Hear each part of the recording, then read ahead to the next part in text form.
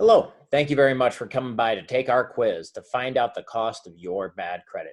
Feel free to come back anytime to take the quiz as many times as you'd like to see how changes in your credit score can impact your financial future.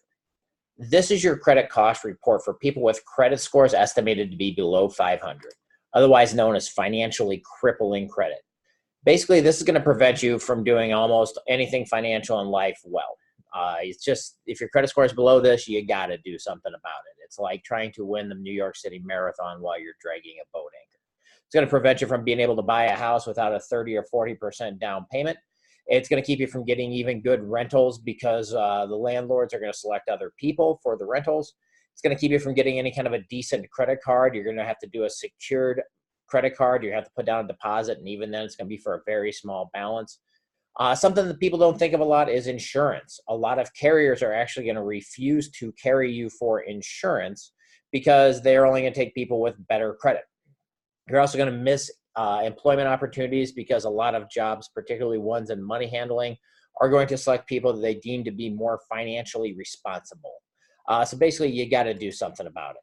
The big thing is a house. It's going to cost you tons of money in home equity from the house appreciating. You won't be able to buy a house with like 40% down payment, which is going to miss you out on tens of thousands, if not hundreds of thousands of dollars of home equity.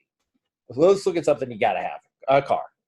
So let's look at a popular rental or a popular used car, which is a 2018 Honda Accord EX. So this is a $24,000 car. And basically by not having good credit, you're going to pay about 43% more every single month on this car than somebody with good credit. That's almost 50% more. So basically you're going to end up paying an extra $16,000 worth of interest just because you have bad credit on this $24,000 car. So you're going to pay 50% more for the car, 60% more for the car that's going down in value. It's not a good financial decision, but we got to get around. So there's also trucks. Let's look at a truck. So this is a popular truck, 2017 Ford F-150. Great vehicle. Brother's got one. Like it a lot. Average sales price is about $32,429. You're actually going to pay about $54,000 on this car over the course, more than somebody. That's not even just including the interest that we all have to pay. It's $54,000 you're going to pay on this truck.